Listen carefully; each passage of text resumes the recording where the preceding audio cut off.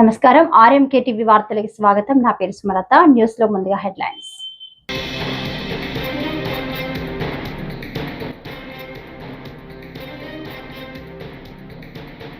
నాపై కొందరు చేసిన ఆరోపణలే వారు చేశారు. హరీష్ రావు.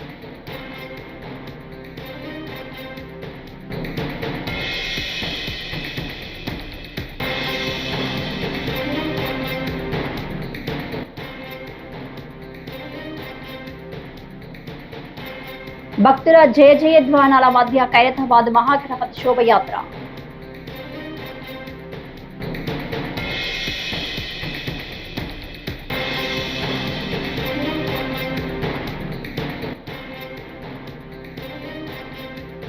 తొమ్మిదిన రాష్ట్ర వ్యాప్త ఆందోళనతో ప్రభుత్వం కళ్లు తెరిపిద్దాం. సజ్జల రామకృష్ణారెడ్డి.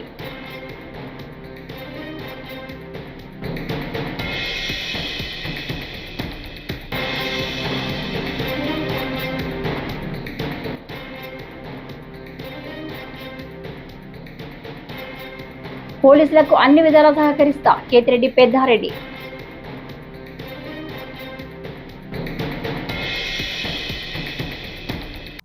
ఇక డీటెయిల్స్ చూస్తే, కవిత ఇటీవల తనపై చేసిన వ్యాఖ్యలపై మాజీ మంత్రి భారత రాష్ట్ర సమితి ఎమ్మెల్యే హరీష్ రావు స్పందించారు. 25 ఏళ్ల తన రాజకీయ ప్రస్థానం తెలంగాణ ప్రజల ముందు తెరిచిన పుస్తకమని పేర్కొన్నారు. ఇటీవల కాలంలో నాపై, మా పార్టీపై కొందరు చేసిన ఆరోపణలే వారు కూడా చేశారు. వారు ఎందుకు చేశారో వారి విజ్ఞతకే వదిలేస్తున్నాను. రాష్ట్రంలో ఓవైపు రైతులు యూరియా కొరతతో ఇబ్బంది పడుతుంటే ఇలాంటి దిగజారుడు రాజకీయాలు మంచివి కావు. తెలంగాణ ప్రజల ఆకాంక్షలు నెరవేర్చడమే మా ముందున్న కర్తవ్యమని హరీష్ రావు అన్నారు.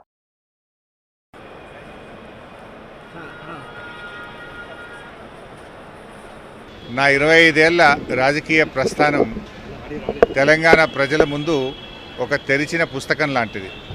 సరే, గత కొంతకాలంగా మా పార్టీ పైన, అదేవిధంగా నా పైన కొన్ని రాజకీయ పార్టీలు చేస్తున్నటువంటి వ్యాఖ్యలనే వారు కూడా చేయడం జరిగింది. అయితే ఆ వ్యాఖ్యలు వారు ఎందుకు చేశారో అది వారి విజ్ఞతకే నేను వదిలేస్తున్నాను. కేసీఆర్ గారి నాయకత్వంలో గత 2.5 దశాబ్దాల కాలంగా ఓ క్రమశిక్షణ కలిగిన కార్యకర్తగా రాష్ట్ర సాధనలో, రాష్ట్ర అభివృద్ధిలో నేను చూపిన నిబద్ధత, నా పాత్ర అందరికీ తెలిసినటువంటిదే. ఈరోజు రాష్ట్రంలో ఎరువులు దొరకక ఒకవైపు రైతులు గోసపడతా ఉన్నారు, మరొక వైపు వరద ప్రాంతాల ప్రజలు అనేక ఇబ్బందుల్లో ఉన్నారు. కేసీఆర్ గారు దశాబ్ద కాలం ఎంతో కష్టపడి నిర్మించిన వ్యవస్థలను, ఒక్కొక్క వ్యవస్థను ఉద్దేశపూర్వకంగా ఈనాడు రేవంత్ రెడ్డి గారి ప్రభుత్వం కూల్చేటువంటి ప్రయత్నం చేస్తూ ఉంది. సో ఇటువంటి పరిస్థితుల్లో కష్టాల్లో ఉన్న ప్రజల్ని ఆదుకునే విషయంలో, తెలంగాణ ద్రోహుల చేతుల్లో నుంచి ఈ రాష్ట్రాన్ని కాపాడుకునే విషయంలో మా దృష్టి అంతా ఉంటుంది. మేము ఈ రాష్ట్ర సాధనలో పోరాటం చేసిన వాళ్ళం, ఈ రాష్ట్రాన్ని కాపాడుకోవడంలో బాధ్యత కలిగిన వాళ్ళం. సో మా సమయాన్ని అంతా కూడా దాని మీదనే మేము వెచ్చిస్తాం. తప్పకుండా కేసీఆర్ గారి నాయకత్వంలో తిరిగి బీఆర్ఎస్ పార్టీని అధికారంలో తెచ్చుకొని ఈ ప్రజలు పడుతున్న కష్టాలను తొలగించడానికి అందరం కలిసికట్టుగా ముందుకు సాగుతాం. వైసీపీ ఎంపీ మిథున్ రెడ్డికి మధ్యంతర బెయిల్ మంజూరైన విషయం తెలిసిందే. ఈ క్రమంలో ఆయన రాజమండ్రి సెంట్రల్ జైలు నుంచి విడుదలయ్యారు. ఉపరాష్ట్రపతి ఎన్నికల్లో ఓటేసేందుకు అనుమతిస్తూ మిథున్ రెడ్డికి విజయవాడలోని ఏసీబీ కోర్టు మధ్యంతర బెయిల్ మంజూరు చేసింది. సెప్టెంబర్ 11వ తేదీన తిరిగి సరెండర్ కావాలని ఆదేశించింది. కాగా ఏపీ లిక్కర్ స్కామ్ కేసులో నిందితుడిగా ఉన్న మిథున్ రెడ్డి జైల్లో రిమాండ్ ఖైదీగా ఉన్నారు.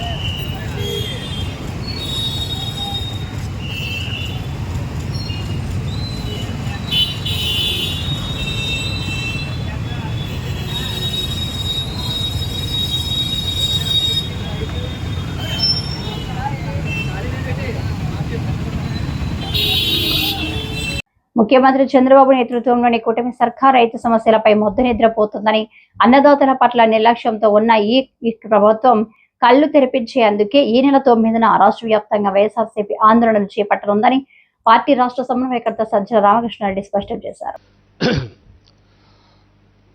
2019-24 మధ్య స్వాతంత్రం తర్వాత దేశంలోనే ఒక ఆదర్శప్రాయమైన రాష్ట్రంగా అన్ని రంగాల్లో వైఎస్ఆర్ కాంగ్రెస్ పార్టీ ప్రభుత్వం జగన్మోహన్ రెడ్డి గారి నేతృత్వంలో ఒక అద్భుతమైన సంస్కరణలు తీసుకొచ్చి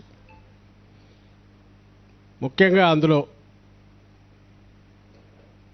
వ్యవసాయ ఆధారిత దేశం మంది, వ్యవసాయ ఆధారిత రాష్ట్రం, అన్నపూర్ణగా పేరు పొందిన ఆంధ్రప్రదేశ్ రైతు రాజ్యం ఇది. అలాగే రైతులకు అంత పెద్దపీట వేసి గతంలో ఎన్నడూ కనీ విని ఎరుగని రీతిలో ఫార్మర్కు విత్తనం నుంచి విక్రయం దాకా మార్కెట్ వరకు ప్రతి చోట చేదోడుగా హ్యాండ్ హోల్డింగ్ చేస్తూ 5 ఏళ్లలోనే దాదాపు 20 ఏళ్ల డెవలప్మెంట్ తీసుకొచ్చిన జగన్మోహన్ రెడ్డి గారు ఆ 5 ఏళ్ల తర్వాత ఒక్కసారిగా గత ఎన్నికల్లో ఫలితాలు అందరికీ తెలుసు. ఈ కొత్త ప్రభుత్వం కూటమి పేరుతో తెలుగుదేశం పార్టీ నేతృత్వంలో చంద్రబాబు గారి ఆధ్వర్యంలో ఏర్పడిన ప్రభుత్వం ఏర్పడి సంవత్సరం దాటింది. 15 నెలల్లోనే మొత్తంగా 5 ఏళ్లలో నిర్మించిన ఒక వ్యవస్థల పరంగా కానీ లేదా అన్ని వర్గాల సంక్షేమం రీత్యా కానీ వాళ్ళ సాధికారతను పెంచే దిశగా కానీ జగన్మోహన్ రెడ్డి గారు చేసిన మార్పులన్నింటినీ విధ్వంసం చేసి ఈరోజు ఒక అరాచకం మాత్రమే ఉందనడానికి ఎక్కడ తగిలినా అది విద్య కావచ్చు, వైద్యం కావచ్చు, ఇప్పుడు తాజాగా మనం ఏ ఇష్యూ గురించి అయితే మాట్లాడుతున్నామో రైతాంగానికి వ్యవసాయానికి సంబంధించిన సమస్య కావచ్చు, అసలు ప్రభుత్వం అనేది లేదు, అరాచకం తప్ప, లేదా మాఫియా అరాచకాన్ని ఆసరాగా చేసుకొని మాఫియా ముఠాల రాజ్యం నడుస్తుంది. ఎక్కడ సంక్షోభం లేకపోయినా సృష్టించి దాంట్లో ఏ రకంగా కమిషన్లు దండుకోవాలా, ఆర్టిఫిషియల్ క్రైసిస్ క్రియేట్ చేసేనా అన్నదానికి ఏదైనా ఒక ఉదాహరణ చక్కటిది చెప్పాలంటే ఇప్పుడు యూరియా ఫర్టిలైజర్ ఇష్యూ రాష్ట్రంలో తలెత్తింది.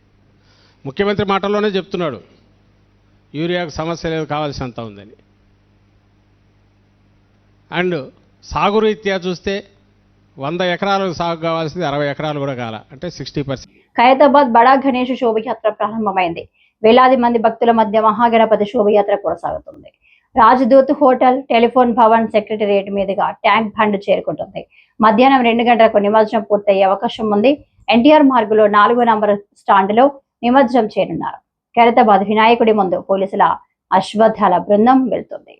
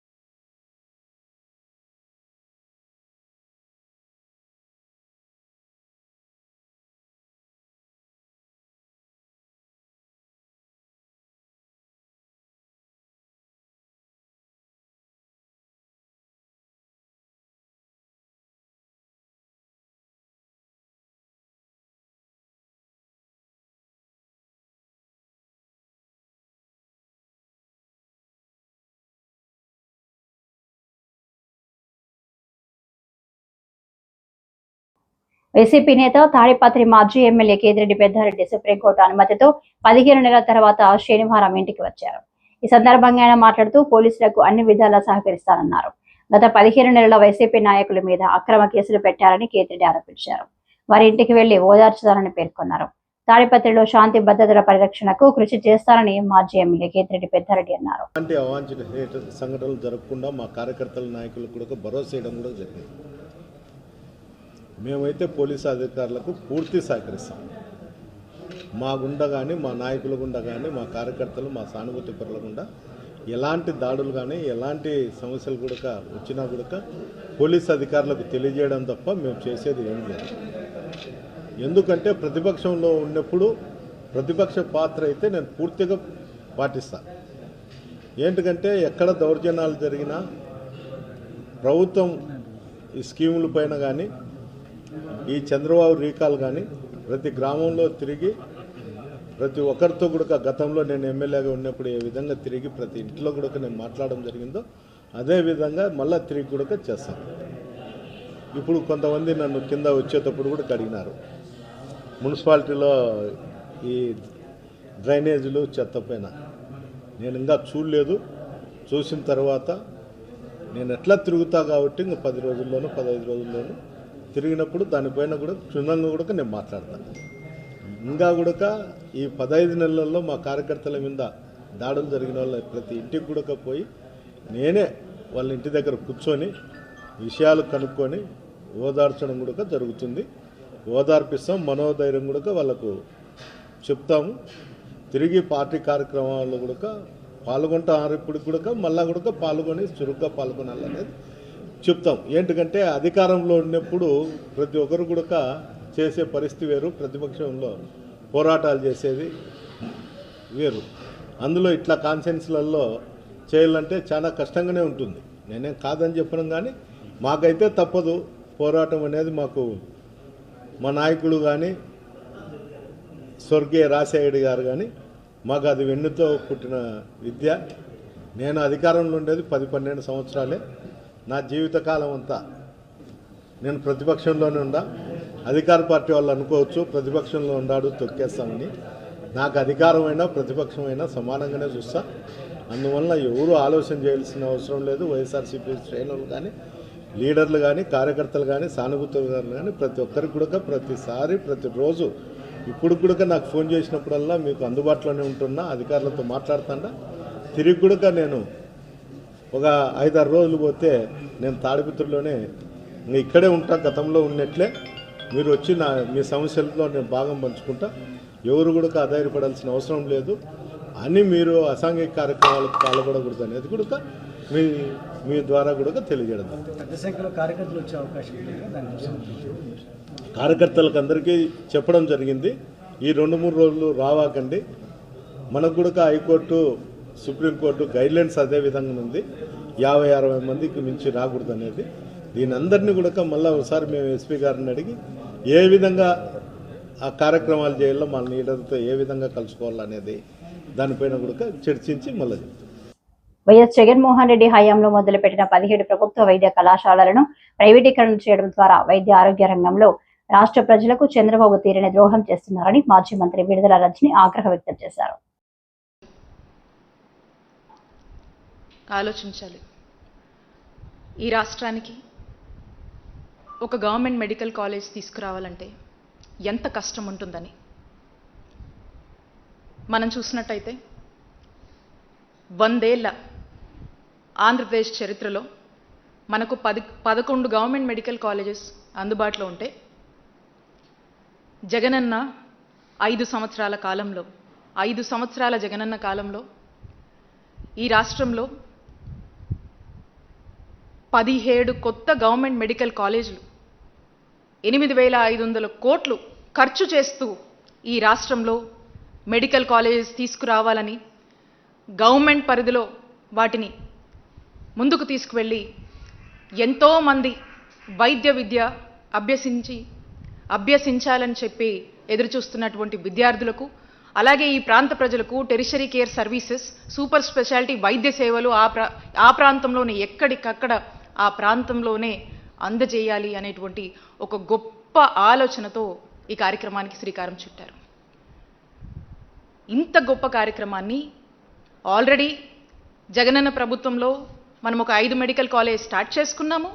ఇంకొక 5 మెడికల్ కాలేజెస్ స్టార్ట్ చేసేందుకు అన్ని విధాలుగా కూడా మ్యాక్సిమం ఎఫర్ట్స్ మనం పెట్టి రిక్రూట్మెంట్ కంప్లీట్ చేసి ఇంకా ఒక కొంత complete work pending works complete చేస్తే అవి అందుబాటులోకి తీసుకొచ్చే దశ దాకా కూడా మనం పూర్తి చేసాం. ఇంకా ఒక 7 మనం ఉంటే ఈ సంవత్సరం ప్రారంభించేలా కూడా యాక్షన్ ప్లాన్ చేసుకున్నాం. మరి ఈ రోజున అన్నిటినీ కూడా చంపేస్తూ చంద్రబాబు నాయుడు గారు తీసుకున్నటువంటి నిర్ణయాన్ని వైఎస్ఆర్ కాంగ్రెస్ పార్టీ వ్యతిరేకిస్తుంది. ప్రజల తరఫున వైఎస్ఆర్ కాంగ్రెస్ పార్టీ మరి ఈరోజు ఈ ప్రభుత్వాన్ని ప్రశ్నిస్తోంది. ఉదాహరణకి మనం చూసినట్టయితే మనము ఒక గవర్నమెంట్ మెడికల్ కాలేజ్లో మనకు అఫిలియేట్ అయినటువంటి బోధన హాస్పిటల్ ఏదైతే ఉంటుందో ఆ గవర్నమెంట్ బోధన హాస్పిటల్కి ఒక రోగి, ఒక పేదవాడు ఆ హాస్పిటల్కి వస్తే అక్కడ మన జగనన్న హయాంలో చూస్తే అక్కడ ఆ రోగికి వచ్చినటువంటి ఆ పేదవాడికి ఓపీ ఫ్రీ, ఆ తర్వాత డాక్టర్ కన్సల్టేషన్ ఉంటుంది, అది ఫ్రీ. ఆ డాక్టర్ కన్సల్టేషన్ తర్వాత ఆ రోగికి ఏదైనా మందులు రాస్తే ఆ మందులు ఫ్రీ. లేదు ఏదన్నా టెస్టులు చేసుకోమని అతనికి ఉన్నటువంటి పరిస్థితి వల్ల ఓ సిటీ స్కానో, ఓ ఎంఆర్ఓయో, ఒక ఎక్స్రేయో లేదా ఏదైనా బ్లడ్ టెస్టులు ఏదైనా చేసుకోమంటే అవి ఫ్రీ. ఆ టెస్టుల తర్వాత ఆ రిపోర్ట్ తీసుకొని మళ్ళీ రీకన్సల్టేషన్కి వెళ్తే ఆ రీకన్సల్టేషన్ ఫ్రీ.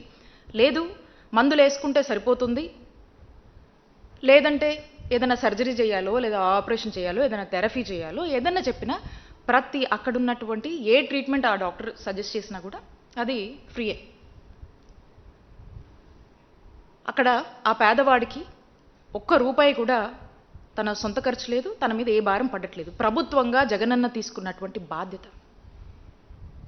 ఈ రోజున చంద్రబాబు నాయుడు గారి నాయకత్వంలోని కూటమి ప్రభుత్వం వచ్చాక ఇవన్నీ మీరు అమ్మకానికి పెట్టి ఈ రోజున పరిస్థితి ఏంటి? ఈ రోజున ఈ విధంగా ప్రైవేటైజేషన్ పద్ధతిలో పోతే ఒక పేదవాడు, ఒక రోగి హాస్పిటల్కి వస్తే ఆ ఓపీకి డబ్బులు కట్టాలి, ఆ కన్సల్టేషన్కి డబ్బులు కట్టాలి. ఆ కన్సల్టేషన్ అయిపోయిన తర్వాత డాక్టర్ ఏదైనా మందులు చెప్తే ఆ మందులు డబ్బులు పెట్టి కొనుక్కోవాలి. లేదు ఇదే సిటీ, ఎంఆర్ఐ స్కాను లేదా ఎక్స్రే లేకపోతే ఇంకో ఏదన్నా బ్లడ్ టెస్టులు రాశారంటే వాటికి డబ్బులు ఖర్చు పెట్టుకోవాలి. ఆ తర్వాత ఆ టెస్టులు రిపోర్ట్లు వచ్చాక మళ్ళీ రీకన్సల్ట్ డాక్టర్ని అయితే ఆ మందులతో తగ్గిపోతుందని చెప్పినా లేదా సర్జరీ చేయాలన్నా, ఇంకో ఆపరేషన్ చేయాలన్నా, ఇంకో థెరపీ చేయాలన్నా, ఇంకోటి చెప్పినా వాటికి డబ్బులు ఖర్చు పెట్టాలి. ఈ భారం అంతా ఎవరి మీద పడుతుంది? ఈ భారం అంతా ఆ పేదవాడి మీద పడుతుంది. దీనివల్ల ఆ పేదవాడి పరిస్థితి ఏంటి? అప్పుల పాలైపోతాడు, దిక్కుచోచని పరిస్థితిలోకి వెళ్ళిపోతాడు. ఈ భారం బాధ్యత గల ప్రభుత్వంగా మీది కాదా అని నేను ఈ కూటమి ప్రభుత్వాన్ని ప్రశ్నిస్తున్నాను. జగనన్న ప్రభుత్వంలో అయితే ఇవన్నీ ఫ్రీగా పేదవాడికి మనం అందుబాటులోకి తీసుకొచ్చాము. ఈరోజు ప్రైవేటైజేషన్ పేరుతో కూటమి ప్రభుత్వం ఇవన్నీ కూడా పేదవాడి దగ్గర నుంచి డబ్బులు వసూలు చేసి ఈ విధంగా బిజినెస్ చేసుకుంటూ, ఈ విధంగా సొమ్ము చేసుకుంటూ పేదవాడిని గాలికి వదిలేసినటువంటి పరిస్థితులు ఈరోజు ఈ ప్రైవేటైజేషన్ పద్ధతిలో నెలకొంటున్నాయి. ఇది ఇంకా పెరిగిపోతుంది. ఇది ప్రైవేటైజేషన్కి ప్రభుత్వంలో మనం కొనసాగిస్తే ఉండేటువంటి తేడా. ఇది మా జగనన్న హయానికి మీ ప్రైవేటైజేషన్ పద్ధతిలో మీరు నడిపించాలనుకుంటున్నటువంటి విధానానికి ఉండేటువంటి తేడా అని చెప్పి మీకు స్పష్టం చేస్తూ ఉన్నాను. ఇదే కాదు, మీరు చూస్తే ఒక గొప్ప ఆశయంతో, ఒక గొప్ప సంకల్పంతో దేశ చరిత్రలో ఏ ముఖ్యమంత్రి జీఎస్టీ పేరుతో 28% స్లాబ్తో సామాన్య మధ్యతరగతి ప్రజలను విరిచి ప్రజాస్వామ్యాన్ని గురి చేసిందని నగర కాంగ్రెస్ అధ్యక్షుడు బాలేపల్లి మురళీధర్ ఆరోపించారు. ఇన్నాళ్లకు ఆ ప్రభుత్వానికి ప్రజలు గుర్తొచ్చారని, అందుకే జీఎస్టీ స్లాబ్ ను 12%, 5% వరకు కుదించడం జరిగిందన్నారు. ది రాజమండ్రి ప్రెస్ క్లబ్ లో శనివారం జరిగిన మీడియా సమావేశంలో ఆయన మాట్లాడుతూ ఆధ్వర్యంలో జరుగుతాయి. అలాగే జిల్లా పరిధిలో ఉన్న ఏ కార్యక్రమాలైనా సరే గౌరవనీయులైనటువంటి విశ్వేశ్వరరెడ్డి గారి ఆధ్వర్యంలో జరుగుతాయి. మేము ఒకరొకరు కోఆర్డినేషన్ అనేది మీ అంతర్గతంగా మేమేదో మాట్లాడుకుంటూ ముందుకెళ్తాం. నగర ఆఫీసు అతి త్వరలోనే మేము ఓపెన్ చేయడం జరుగుతుంది. కార్యక్రమాలన్నీ కూడా నగర ఆఫీసు నుంచి జరుగుతాయి కాబట్టి కార్యకర్తలు నాయకులు కూడా గమనించి మన ఆఫీసుకు అనుసంధానంగా ఇచ్చేస్తూ రాబో రోజుల్లో రాబో స్థానిక ఎలక్షన్స్కి మనం ధీటుగా ఎదుర్కోవడానికి ఇప్పటి నుంచే మనం అవిరళ కృషి చేయాలని మీ అందరి సహకారం నాకు కావాలని తెలియజేసుకుంటూ వెంటనే నేను రావడం, మరి జిల్లా కాంగ్రెస్ అధ్యక్షుడి దృష్టికి తీసుకెళ్ళడం, అదేవిధంగా నగర కాంగ్రెస్ అధ్యక్షుడితో మాట్లాడేటప్పుడు జనరల్గా నగర కాంగ్రెస్ కమిటీ అధ్యక్షుడు నగర పరిధిలో ఉండేటువంటి 52 వార్డుల్లో సంబంధించిన కార్యక్రమాలు ఆయన చేస్తారు. దానికి సమయాన్ని బట్టి జిల్లా కాంగ్రెస్ అధ్యక్షుడు పిలుస్తారు, ఖాళీ ఉంటే వస్తుంటారు. అదేవిధంగా జిల్లా కాంగ్రెస్ అధ్యక్షుడు చేసే కార్యక్రమాల్లో సంయుక్తంగా ఏదైనా రాష్ట్ర నాయకులు లేకపోతే ఏదైనా ఏఐసిసి నాయకులు ఎవరైనా కార్యక్రమానికి వచ్చేటప్పుడు ఇద్దరు కూడా సమిష్టిగా రాజమండ్రి సిటీలో కార్యక్రమం జరిగినట్లయితే ఇద్దరు కలిసి పనిచేస్తారని చెప్పేసి వారిద్దరు కూడా చెప్పడం జరిగింది. రేపు రాబోయే స్థానిక ఎలక్షన్స్ కానీ కార్పొరేషన్ ఎలక్షన్లో కానీ కాంగ్రెస్ పార్టీ పటిష్టంగా ఉందనే సంకేతం ఇచ్చే విధంగా ప్రతి చోట కూడా అభ్యర్థులు పోటీ చేసే విధంగా మా అందరికీ దిశానిర్దేశం చేస్తారు. ఆ కార్యక్రమంలో రాష్ట్రంలో ఉన్న నాయకులు కానీ, ఇవాళ రాష్ట్ర ప్రధాన కార్యదర్శి ఎస్ఎన్ రాజా గారు కానీ, పల్లన్ రాజు గారు కానీ అనేక మంది జిల్లాకు సంబంధించిన పెద్ద నాయకులందరినీ పిలుస్తాం. అది ఒక మంచి కార్యక్రమంగా తయారు చేసి కాంగ్రెస్ పార్టీ శ్రేణులందరికీ కూడా నూతన ఉత్తేజం కలిగించే విధంగా మేమందరం కృషి చేస్తామని చెప్పి తెలియజేస్తూ పార్టీని ముందుకు తీసుకొచ్చారు. ఈ రోజున జిల్లా హెడ్ క్వార్టర్ అవడం వల్ల దీని స్థాయి కూడా ఎప్పుడు కూడా ఒక స్థాయిలోనే ఉంటుంది. ఆ స్థాయిలో ఇక్కడికి నాయకులు రావటం, వారందరిని గౌరవించుకోవడం, పార్టీని బలోపేతం చేయడం, ఇవన్నీ కూడా ఒక ఆర్డర్ ప్రకారం జరుగుతూ ఉంటాయి.